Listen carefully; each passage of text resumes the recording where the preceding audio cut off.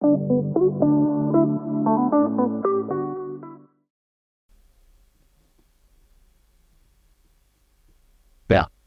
Okay, so ready? All right, gang, we're going to start now. So, hello, everyone. Welcome to Questions to Candidate for the Community Officer. Woo, yippee!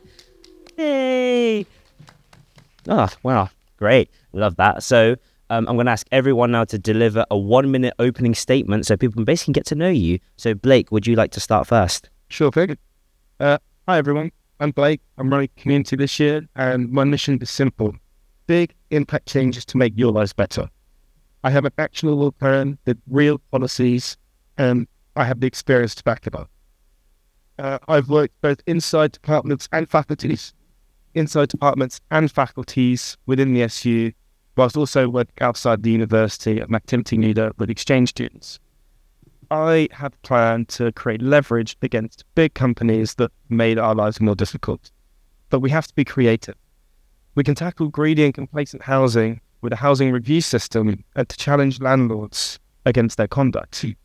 We can pressure First Bus's monopoly by providing a solid car share scheme and challenge the benefits both drivers and provides cheap travel. We can express our community and its diversity by supporting more global holidays. And so I'm going to make sure your voices aren't just heard, but acted upon. Thank you. Thank you, Blake. And Danny, would you like to go next? Okay. Okay, hi everyone. My name is Danny. I'm a maths student and gold scholar here. I'm also the welfare inclusive and I'm now running to be the next community officer because I want to advocate for things like a more accessible and sustainable cost of living, connect an inclusive community here, and more regular and consistent student support, and more recognition in like underrepresented students, which is an area I'm particularly passionate about because I did also do my placement year in the widening participation department here, so I also had that experience of working with the students further later. Good. Thank you very much. And Fee? Well, I think you might want to talk into the mic rather than like around it. It's best. Hi there, everyone. I'm Fee. My pronouns are they, them, and I'm running to be your next community officer. The main parts of my policy is that I believe all you students, whether you're an undergraduate, a postgraduate, a mature student, somebody who hasn't even started at the university yet, is that your voices deserve to be heard. The SU deserves to hear you, listen to you, and take actionable change based on your experiences. And that is something I will do for you. I will increase student support and make it more widespread for every single student. This is something I found really personal in my year in suspended studies, where I was really struggling with my mental health and there was no student support available to me. So that is something I will increase for all students. Bath deserves it to be a place where you call home, so I'm going to make it that place, whether that's by creating information packs about housemates before you move into halls, or information packs about your housing rights as tenants. That is something I will do for you. And I will increase accessibility and affordability of the university. Thank you very much. Thank you, Fee. Ishita? Hi everyone, I'm Ishita and I'm running to be your next community officer because our university can and must do better for its students. Right now, students are struggling. The cost of living is soaring and campus food is both overpriced and unappealing. Too many of us are forced to choose between affordability and nutrition, and that is simply not acceptable. Food should bring students together and not be something that we avoid. So my first priority will be to reduce the cost of meals on campus and push for higher quality, nutritious options. Secondly, we need real cultural representation on campus, starting with food. As an international student, I know what it feels like to be overlooked. Despite the university's claims of diversity, there's a serious lack of affordable halal, vegetarian, and culturally representative food options. Students should not have to travel off campus just to find meals that represent their dietary and religious needs. Third, financial security should not be a privilege, it's a necessity. Many students, especially estranged, international, and underprivileged students, struggle to secure housing because they don't have a guarantor. The university... That's your time, sorry. Izzy? Okay, hi everyone, my name's Izzy, a second year criminology student and social secretary of the volleyball club. My manifesto revolves around the key student issues that we face today, especially the cost of living, by prioritising diverse, affordable food options with free meal plans for everyone on campus. I also aim to improve student housing on and off campus by working with the local council and businesses while providing workshops to prevent exploitation of students. Student wellbeing and safety is one of my largest priorities, and I will push for better mental health support, school security, and anti-spiking lids at SU events. My manifesto also promotes period equity by providing free sustainable menstrual products across campus toilets. I'm also half Brazilian and have moved several countries several times, and I can understand the difficulty of adapting to a new culture. So therefore, I aim to support international students through enhanced social mixes and activities during the holidays to ease integration and reduce loneliness. Wonderful. Thank you very much, everyone. So I think we're going to jump straight into the questions now. So the first question is, the communities officer's remit is very broad. It includes international students, EDI, the local community, welfare and well-being. What would you prioritize? Danny, can I hear your answer first, please? Well, I would try to prioritize every single area, to be honest, but the areas I'm particularly passionate about are specifically the diversity and support groups. As you sit in the exec for that as the communities officer, I've sat in it this year, so I've heard all of the current issues this year, which I can carry on into the following year, as well as any new ones that come up. As well as that, I would also prioritise integrating the university into the local community. I have experience with doing that, as well as I worked on a scheme a few years ago called Cozy Wednesdays, which was helping like the elderly in Bath, and students volunteered for that, for people who couldn't afford heating and stuff like that. So I'd do more stuff like that with the community, and yeah, I would also, as Welfare of the Disability Action Group, I would definitely prioritise that as well. Having first-hand experience of the university being inaccessible in various ways, I would definitely bring that to the table as well, improving the accessibility of campus. Wonderful, thank you. Fee? So I understand that the question is about what thing you would prioritize, but I think the point of being a community officer is that you don't prioritize one thing. You make inclusivity, equality, inclusive for every single student at the university, regardless of the group they go in. So I'm not going to prioritize one group, because I'm going to listen to every single group. I'm going to listen to the equality, diversity, inclusivity group. I'm going to listen to international students. I'm going to prioritize their well-being, because putting one group above the other does not fill the role of being a community officer. So I'm not going to prioritize. I'm going to include equality for all. And that is a huge part of my manifesto, and that includes every single student. Wonderful, thank you. Ishita? So currently, I am the chair of the LGBT Society, and I sit on the Diversity and Support Exec as well as the Summit. So I've worked very closely with such groups, and I've worked very closely with DNS groups as well. But I think putting everyone on the same platform is not going to be helpful, because there are marginalized communities. There are communities whose voices are not heard enough. So my priority right now will be to put these groups on the forefront and provide for them. Another thing is that I don't believe that cultural and religious groups should fall under the activities officer. Practicing your religion, practicing your culture is not an activity, it's part of building a community. So I will advocate for that as well. Thank you. Izzy?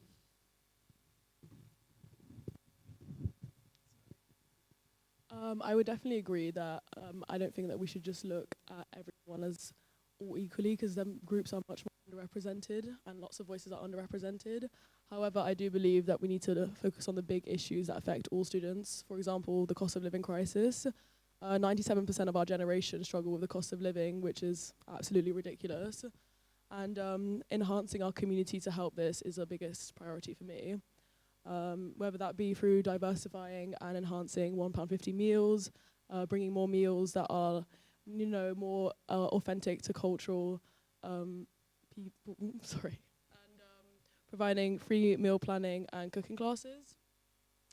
I also really want to focus on the well-being, safety of all students, whether that be through providing free period products all over campus in campus toilets, as well as providing anti-spiking lids in school events. Thank you very much. Blake, it's you. So yeah, priorities are a big part of making decisions as an officer. And I think we need to focus on the big picture and big impact changes. So cost of living, housing, and accessibility are at the core of my manifesto. I want to introduce Too Good To Go style meals on campus to make sure that the lunchbox queues don't get over stagnant and people are disappointed. I want to introduce digital library cards to improve accessibility for all students, to make sure that we're not cutting them out of study spaces and discounts, especially during the cost of living crisis. And I want to introduce housing review schemes so that landlords can't keep increasing prices but not increasing standards. And so that's why I think you should vote for me, and those are my priorities.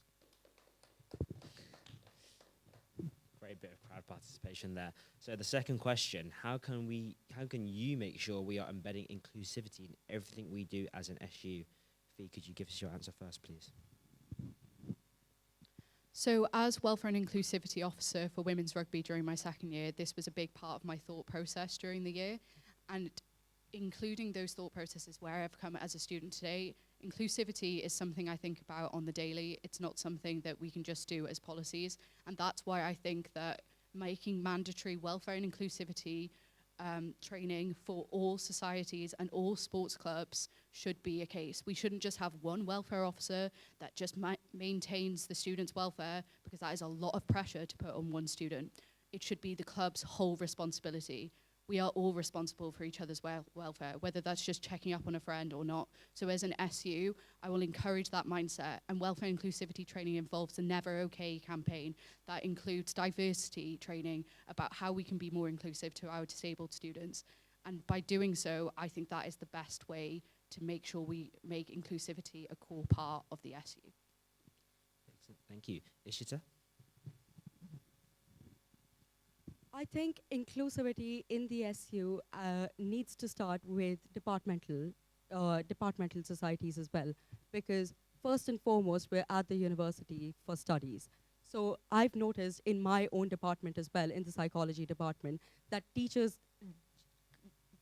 regularly get dates of Ramadan wrong, for example. So it needs to start with departmental societies. We need to give diversity and welfare support and training to these societies. Furthermore, we need to go on to sports societies as well, because I think as community officers, we often overlook these societies. So we need to, again, I agree with Fee on this, we need to include its Never Okay campaign as well. We need to focus on diversity in other parts as well. Izzy? I completely agree with the that everyone has spoken about the Never Okay campaign. I've also added that into my manifesto, and like not only like having training for the welfare officer, but for all committee members. I've also had a large focus on other unrepresented groups, for example, those with developmental disabilities. I've spoken to a lot of students who have told me that they have really struggled to find the sensory room in the library, and that there are not enough places for them to go for when they are struggling. I also want to have a focus on international students, making sure that they properly feel integrated into the community. For example, I would love to enhance our social mixes, especially over the holidays. So, for example, holidays and celebrations such as Diwali, Eid, Chinese New Year. So, for example, this would be working with the SU or Abacus to create an event for Chinese New Year that authentically stays true to their culture and traditions. Thank you. Blake? So I have experience with being an activity leader outside of the university, and I've worked with exchange students from all ages, from age 7 to 16, 8, 17, and from all walks of life and from across the world. So I have a lot of experience working with different cultures and making sure that people's voices are heard and they are represented.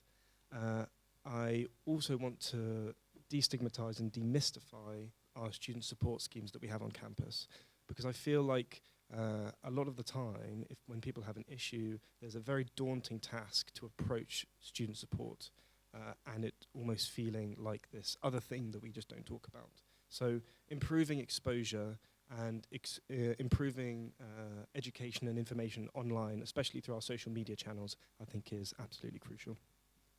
Excellent. And Danny?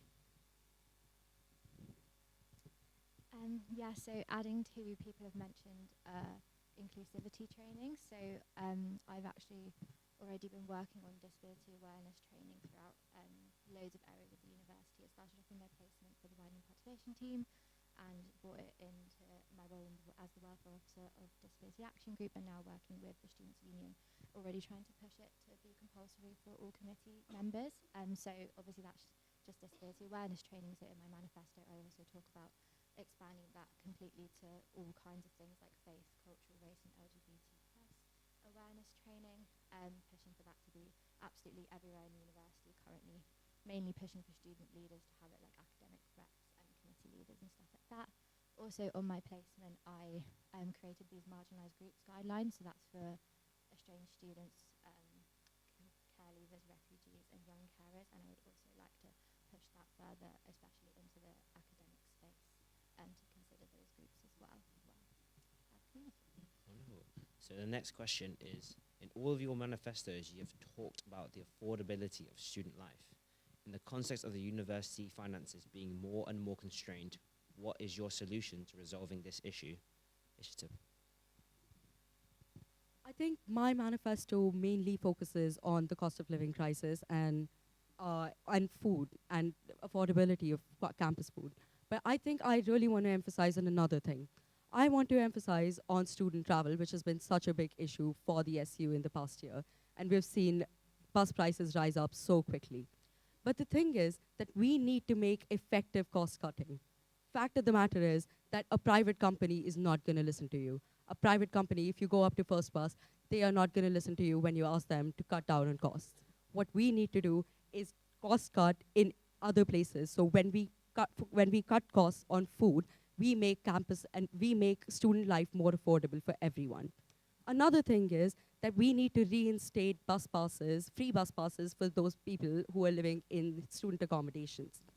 Lastly, I think we should encourage more of the yellow bus service, which is community-led by the people of Bath.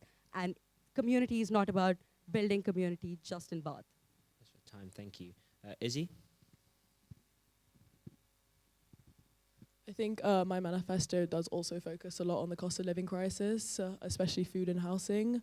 When it comes to food, I have like a lot of focus on the enhancement and advertisement of Munchbox.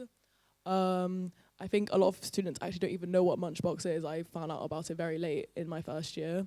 And I think enhancing this to more areas of university outlets, as well as putting more advertisement out there so people know that it exists, so people can have affordable food. I've also had a large focus on housing on and off campus. So in terms of on campus, housing prices are vastly increasing each year, with bursaries and student loans seeing the exact same same. Therefore, students each year are less and less able to afford housing. I will push for more affordable housing on campus accommodation, putting rent limits to prevent the rent from increasing each academic year. Off campus, I want to collaborate with local council and agencies to negotiate lower rent prices for students and policies such as rent caps and tenant protections. Thank you. Blake? I agree with Ishita on the point that these large companies are not going to listen to you. So that's why we have to be creative and use leverage and provide alternative solutions to challenge their monopolies. So with landlords, making sure to introduce more accountable and evidential ways to challenge agencies and individual landlords, and specifically individual properties. Over a third of students have to deal with mold and unsafe conditions, and this is just unacceptable. Secondly, again, with Munchbox, I think we can do far more. I think it's important to improve education around it and exposure of it. However, I think it can also be streamlined to ensure that people aren't in massive queues and then left empty-handed, which is why introducing something like a Too Good To Go style scheme throughout all campus outlets would be beneficial. And yes, I think just to do with general cost of living, I think it is important that these are our priorities. Danny? Yeah. So while I agree that most of the time that these large companies don't listen to you, I feel like they do sometimes are willing to negotiate. Like, for example, the current community officer did reinstate the birthday bus pass, and I have in my manifesto that while that's really good, you have to activate it in the month of your birthday, so I would try and negotiate with them to have that activated at any time of the year, so you can have a free month of bus travel in the month that best suits you, so that especially helps students who, like, their birthdays in the summer, for example, so it's not that useful. And then again, with like food and drink options on campus, I also have that I would try and push for a reusable Tupperware container that's similar to like the exchange cups that we're currently using. I think it's like really impressive that on our campus there are no disposable coffee cups. Like, that's incredible for sustainability. And so I think like it won't be that hard to implement the same for reusable Tupperware as well for your meals for lunch. Wonderful. And Fee? First, I would like to say that the fact that the cost of living crisis affects so many students is so disappointing to hear, and especially in Bath, a lot of us as students recognise the fact that Bath is an expensive place to live, but we shouldn't have to deal with the brunt of that. So firstly, I think there are a lot of schemes that the university offers that students aren't aware of, as Izzy has mentioned, and in order to have students be able to access those schemes, we have to improve the awareness of them. So that is one of the first things that I would do, is boost advertising of that, whether that's on social media, putting clear points of contact within the SU website so students know how to access these schemes. Additionally, when talking about food, like all the other candidates have mentioned, the pricing of food on campus is very extreme. You either have budget meals or you have high-priced meals. So I would introduce a tiered pricing and offer a middle range for different types of food, and also more diversity of these types of foods. Additionally, I would offer free general health products, so whether that's deodorant, shower gel, whether that's period products, and they would be in all university bathrooms. And finally, I would offer free queer safe sex products that you can access anonymously from the SU, so even queer students have free sex products. Thank you. So mental health is now indeed part of the university's duty of care to students, and it was a common theme highlighted in all your manifestos. How would you lobby the university to do more in this space? Izzy, what's your answer? Okay, so I think mental health is probably one of the biggest issues that we face as young students. Obviously, I think I need to ensure that the university upholds its duty of care by pushing for an increased number of trained mental health staff and lobbying for a budget to go towards that. I also think that we can help improve people's mental health through expanding the availability of free res life wellbeing activities, such as the art classes or dog walking, but also like enhancing these and expanding this to off-campus locations. So having this dog walking in Victoria Park, for example, so it's not just accessible by freshers, but also accessible to other students. And I think that this is really important to not also just like, makes people like feel a bit better during the day, but also brings people together on shared interests. Blake? Yeah, so a large part of my manifesto does focus on student support. And I think it is such an incredible tool that we have, but so many people underutilize it.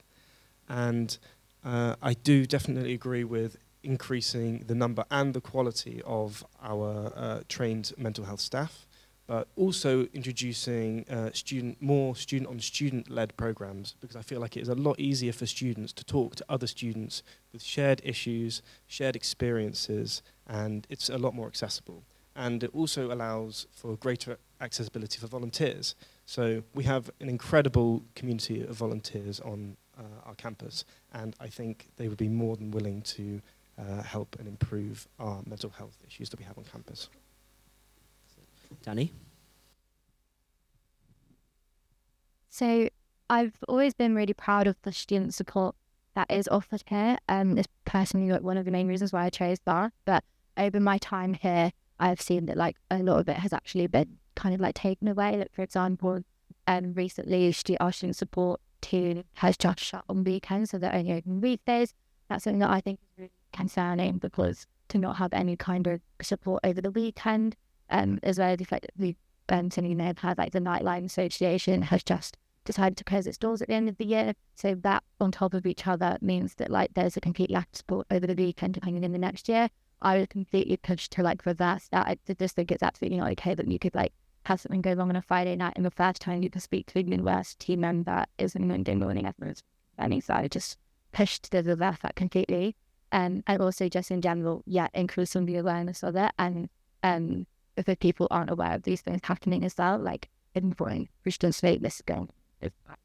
That's what. Fee? So as somebody who's experienced challenges and difficulties with my mental health within my second year of university, which is one of the main reasons why I did decide to suspend my studies for the year, I think improving access and awareness to student support is really vital, because one of the main reasons I struggled is because I didn't know where to go.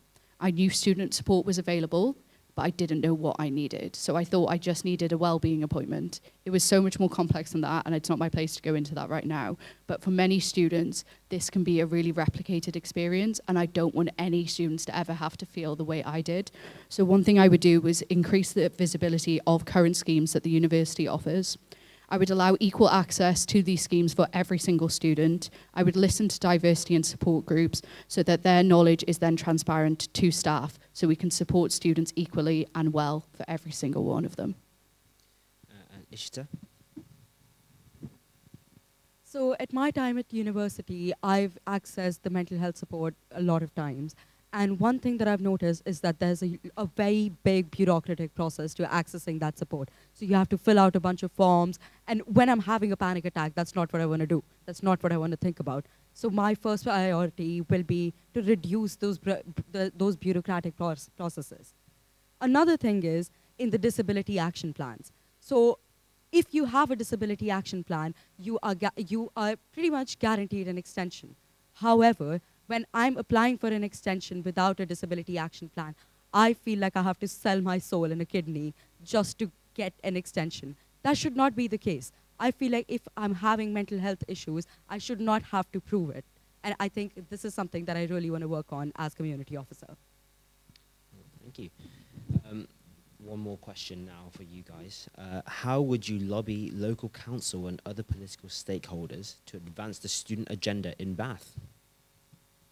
So, Danny?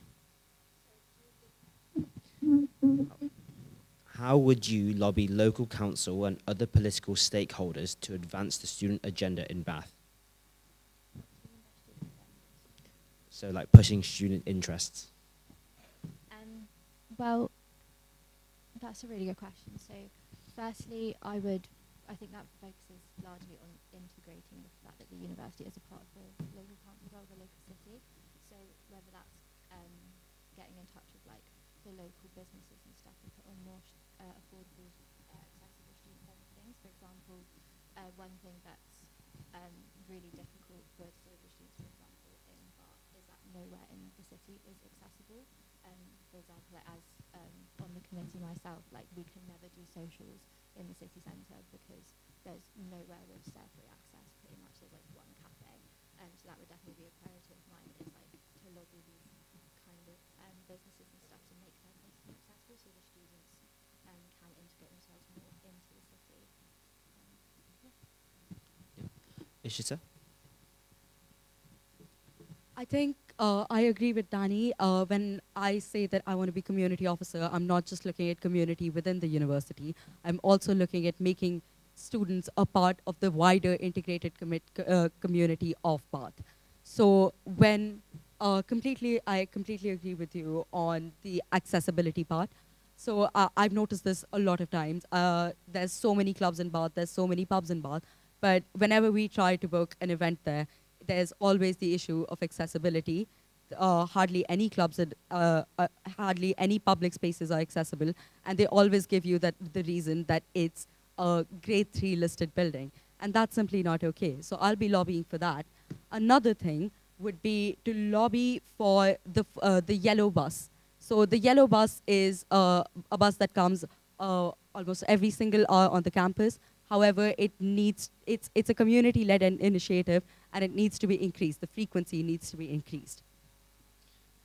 Blake? So one thing that definitely appeals to prospective students coming here is that Bath is very much a student city. With the population and the size of the city, we have a massive role to play in both the economic but also the social side of the city itself. We provide a lot in the way of recreational activities, financial interest in food and other activities, but I think this needs to be recognised more by local councils. It's very much an us and them sort of relationship, almost seeing us as a negative influence on the city. And I think we need to reframe and reevaluate this relationship and see what we can provide rather than what we are leeching off of the city. And that would be a priority of mine. Fee? So one thing that I've experienced as a student, and it is often a feeling that is replicated with other students, is that we are described as outsiders and we're pushed to one part of the city, and that's where we're told to be, whether that's on campus or in Oldfield, and we shouldn't be pushed there. This is our city too, and we deserve to feel at home when we're here. So one of the things I will do is I will talk to students. I will see what do they want to see to make Bath feel more at home for them.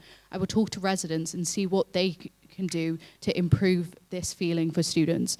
One of the ideas that I have is to work with local businesses to create more schemes for students so that students feel that they can go into the city and use those local businesses, and then we can invest into that community. Another way I would do this is creating volunteering schemes for all societies so they can partake in activities within the city, whether that be something like list picking. And finally, if you give to the city, they will give to us. And if the city gives to us, we will give to them. This is a dual relationship, and we need to make that heard. Izzy? So earlier I spoke about student housing and how I would collaborate with the local council, landlords and agencies to negotiate lower rent prices for students, and policies such as rent caps and tenant protections. Additionally, I've also one of my ideas is collaborating with local businesses in town to provide more student discounts on their products and services.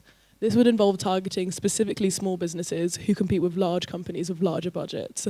Student discounts help small business reach a whole new audience, which is why I would advocate for them to create connection with a whole new large consumer group, us.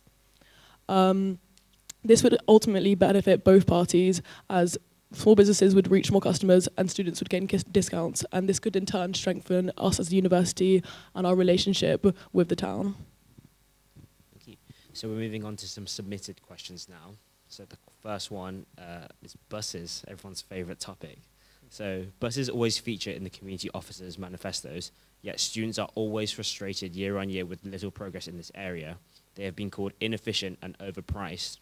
What will you do differently, Ishita? I've said this a number of times throughout this debate. However, I want to restate this. Firstly, I think we're focusing on the wrong company. I think there's too much emphasis on First Bus, and I think we really need to promote the Yellow Bus company, because right now they are a community-led initiative. If we give to them, they're going to give back to us, like Fee said.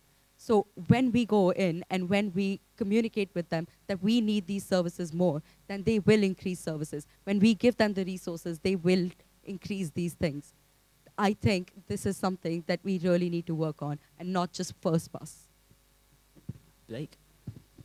I absolutely agree. I think we are looking at the wrong companies. I think the large monopolies that run a lot of our public services see us as naive or completely reliant on them specifically. I think we need to be creative and find new ways and new opportunities to leverage our influence, especially in the city, whether that be through the car sharing scheme that I've promoted in my manifesto, or like Ishta's saying, promote more of the yellow bus services, because when there is a demand and we can increase supply, then there is a better relationship that we can have with these companies. And yeah, I think that is the best way to tackle our transport crisis, because the government schemes with the price caps, this is something that's much harder to change, but to increase competition within the city is the best way for innovation and for lowering prices or potential discounts and perks. Fee? In my manifesto, I've deliberately decided not to mention transport and to not mention buses, because based off what students have told me, they do not like hearing promises and not being delivered on them. So I'm not going to promise things right now because I don't think that's realistic. But what I will say is I'm going to work with First Bus and lobby with them and communicate with them, see what actual real changes they can do to the price of buses. And it's not just something I'm talking in hypothetical terms. These are real changes I will then make and I will communicate to students so they can feel heard and they can see the positive changes I have made for them. I will also look at different schemes that the university can introduce. As Blake mentioned, car sharing schemes. I'm a driver. I drive to university, so it's a really beneficial scheme to students to have. And also looking at ways that we can make transport to university more sustainable, just not through the buses. Izzy? I completely agree with a lot of the other candidates. I also wanted to say that in my manifesto, I have not got a large focus on transport, as I think it is very hard to keep making promises that we can't keep. It doesn't mean that I do not have aims. Like, I still want to aim to have Yellow Bus to have more frequency. And I also think that the First Bus frequency is still not up to par. Also in Oldfield, the U2 does stop running from 8 to 10 a.m., which is very annoying for anyone who lives in Oldfield like I do. And it generally just sways me away from going to my lectures, and I'm sure it sways other people too. And in turn, that doesn't help people from attending education and lowers their mental health, lowers like the amount of times they're going to see their friends. Except Fee said, I don't want to make any promises, but I do want to say that I do have aims and I will work with First Bus as best as I can. And Danny? So yeah, I completely agree with a lot of the candidates here that you can't make promises that the buses are going to get cheaper. But I do agree that I think it's more about negotiating with the companies. How I mentioned the birthday bus pass before. I think it's really worth actually sitting down and having a conversation with them if I'm elected and actually seeing what is possible to change. So I agree with the negotiation part. And then as well as that, I think it's more about working on the experience of the buses, not like they're expensive and then it's kind of a horrible experience at the same time, how crazy busy they are. So yeah, improving the experience of like how crowded they are and stuff, increasing the availability of them, but also increasing the awareness of alternative options. I do find that at times people just don't know what other support there is available. So for example, I actually get funded taxis to campus, and because I'm someone who gets overwhelmed in the buses, and just there's loads of people out there who would really benefit from kind of support like that, and just no one knows about it. So increasing awareness of the other options as well is something I'd focus on. Time, thank you. So next question. What do you think are some of the challenges widening participation students face, and how would you address them? Blake? So, as working as an academic rep and an ambassador for my department, being politics, it's a very diverse and passionate faculty. So I've worked with a lot of people from different backgrounds, from all over the world, whether being generational migrants or whether they are international students. And I think a large part of that is making sure that not only their voices are heard, but also that action is taken. The post-grad experience especially has been notoriously less beneficial than the undergrad schemes. So that needs to be addressed as well. But I think the most important aspect of that is to ensure that international students feel comfortable, and that's time. Thank you very much. Fee? Yeah, it's okay.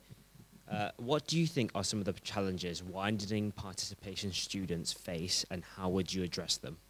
Is that okay? Wonderful. Fee? So to be able to improve participation within the university, I think it's important that we work amongst our different societies. So let's make more collaborative events. A lot of the societies that I have spoken to have expressed that they have difficulties doing this due to the processes that the SU has in place, making it challenging for them to actually set up these events. So one of the things I would like to do is make it mandatory for certain events such as Pride, cultural celebrations to be happening every single year. Regardless if I'm coming in as community officer, regardless of who comes in after me, these are events that all students deserve to have and deserve to have at a good standard. So we should have collaborative events, and as the SU, we should create these new events that have a good standard every single year, no matter who is in position. Izzy? I think, do you mind repeating the question, please? What do you think are some of the challenges widening participation students face, and how would you address them? I think one of the biggest challenges is that a lot of students, especially when you're new and a fresher, lack confidence, especially to go alone to things. And I think the way that we can tackle that is more advertisement from societies, making voices heard. Another part that is important to me is integration, specifically for international students, enhancing their socials mixes that I've said before, but also specifically doing this before uni actually starts at the beginning of the year, so they have time to have that support and meet each other and also gain confidence before they integrate into the uni life. Danny? One thing I will say is that I think there's a misunderstanding on what widening participation is, and the criteria actually is marginalised groups, that's young carers, care leavers, refugees, and estranged students, and then also people from disadvantaged areas, so people from like a postcode, like not many people from your area in the UK go to university. So these are the kind of people who are going to like most of the time have less support while they're at university, whether their home circumstance means that the people there aren't able to support them or they just don't have any support at all. So the best thing to do with that is like with integration. So for example, I'm on the Gold Scholarship, and we get the fact that we just get this community to meet people who are from similar backgrounds, who have faced similar challenges, is just so rewarding, and I would really want to expand that.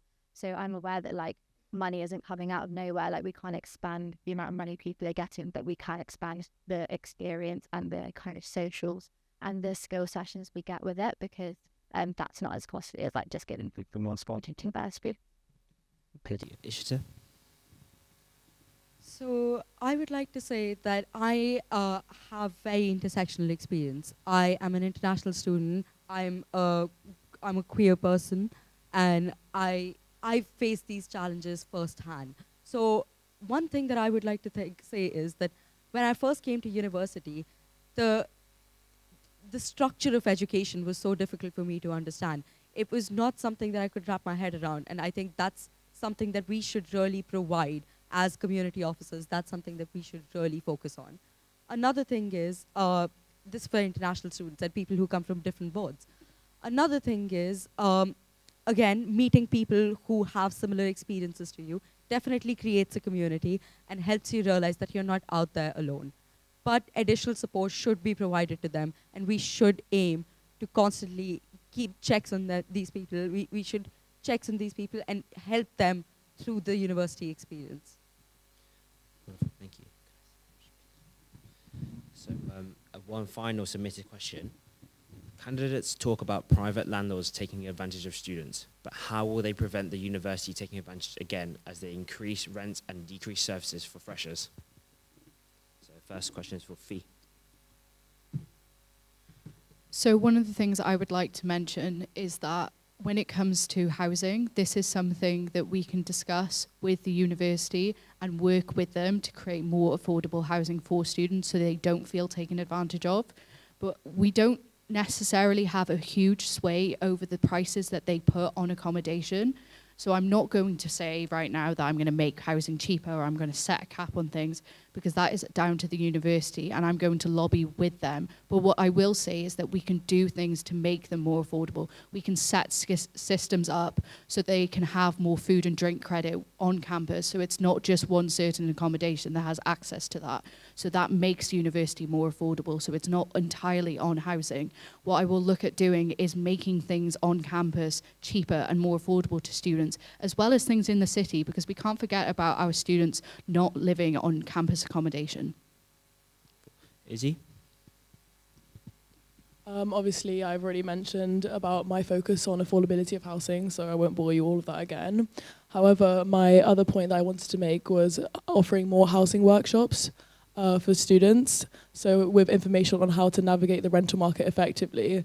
I don't know about you, but in my secondary school and in most secondary schools, as well as my parents, I was not properly educated on the rental market and how to navigate it. This puts more and more students at risk of housing scams or unable to find affordable, adequate housing. More than a third of students in the UK have had problems with damp in their student accommodation, including myself. The SU must take a responsibility and by giving workshops on the processes of renting in Bath and their tenant rights, such as avoiding scams and spotting inadequacies in house viewings or contracts. Danny? Yeah, so obviously completely agree that landlords do take advantage of students. So one thing that is on my manifesto is introducing bookable housing advice drop-in appointments. And this is more for like, if you have like a really specific issue the answer isn't anywhere generally on the internet, then it can be really difficult to actually navigate your way around what your rights actually are as tenants of your landlord. So my idea is to like have these sessions so you can like go in with your really specific housing issue, and then you can find out what you're actually entitled to. Like I've had loads of my friends have experiences with mold and stuff, and people just aren't aware of like what there actually is a right to, what the landlord should be doing for the house. So I'd like to increase the awareness of that. And then as well as that, I think there's a big issue with like guarantors and stuff. A lot of people can't afford to have a guarantor, or like their household income salary isn't high enough for it to be allowed as a guarantor. So I think there needs to be a massive improvement on that for people who have less support and Your therefore time's don't up. have the money to Sorry. pay up front. Ishita? I completely agree with Dani on her last point. I think financial security should not be a privilege. And we should look into getting the university to be a guarantor for people who are in need of one. Another thing is, though, I feel like the university has a lot of support for housing itself, but this support is not very widely advertised. So in my first year, for example, I got to know very late in the year that I can go up to the residence team, for example, and ask them to go through my contract and figure out any loopholes that are there. So doing these things, advertising this and getting it out there is going to help students, and it's going to help students in going through their contract and actually making sure that the contract benefits them as much as it benefits the landlord. I think we cannot do anything about the. I think we can only liaise with the community to get the prices down, but I think we need to liaise specifically with the uni. Sorry. Blake? So I absolutely agree with Ishta on this. And this is why I want to introduce a student housing hub to rework StudentPad, because every person who I've seen who's experienced StudentPad has said it's very inaccessible, very confusing, and a student housing hub that integrates all of the points that we've just been talking about, whether that be bookable appointments, advertising workshops, all of these points are great, but being able to have one place to collate them all so students know exactly where to go for everything is, I think, the best course of action. And in that, I would also have, as I've said, this review system to hold landlords more accountable for the conduct of their and conditions of their houses by providing evidence. And obviously, we can only do so much with pricing, but we can do more to do with conditions and safety of the housing that we support. Thank you very much, everyone. That's it for all the questions. Can I now ask that everyone gives their closing 30-second statement, starting with Izzy? Okay, so I think obviously I've made clear what my main points are, and you might have seen them on my flyers as well. I have a large focus on the affordability of housing, a massive focus on the well-being and safety of all students, whether that be security at school or the anti-spiking lids and mental health. I also want to lobby for affordability of food and more diverse food. And I hope you all invest in Izzy. Voting opens tomorrow, and I hope I have your vote. Thank you. Danny? Yeah, so I feel the same, that I've already put out there all of my main manifesto points. But yeah, I would just like to say that I hope that I'm someone that you'd consider voting for the for community officer because I'm just genuinely really passionate about helping people. I got to do it for a year on my placement, and it was the most rewarding year of my life, and I just really want to continue it and have more time to help the students here. Ishita? A university talks about diversity, inclusion, and support, but words mean nothing without action. Students are struggling with high food prices, lack of halal and cultural food options, and financial insecurity. We deserve better. I have fought for real change before, and I will do it again. From securing Palestinian scholarship funds to launching the Gender Expression Fund, I know how to turn ideas into action. So I really hope that starting tomorrow, I will have your vote. Vote Ishita for community. Blake? Hope you've seen today a clear path for transforming the student experience. Our fight against unfair housing, our fight against overpriced transport and providing leverage, and our underappreciated student support systems isn't just about words in a manifesto, it's about action. I will ensure to make sure your voices and your needs are met and hold powers accountable. So vote for action, and thank you, and let's get back to work. Let's make it happen. Fee? Just in case you forgot, I'm Fee, my pronouns are they, them, and I'm going to be your next community officer. If you want your voices heard, if you want increased student support, if you want Bath to feel like home, if you want better accessibility and affordability, then vote Fee for community. Slay with Snape and vote for me tomorrow when polls open at 9 a.m, all day Wednesday, and then up until 5 p.m. on Thursday. Slay with Snape, Fee for community. Wonderful. Thank you very much, everyone. And that's it.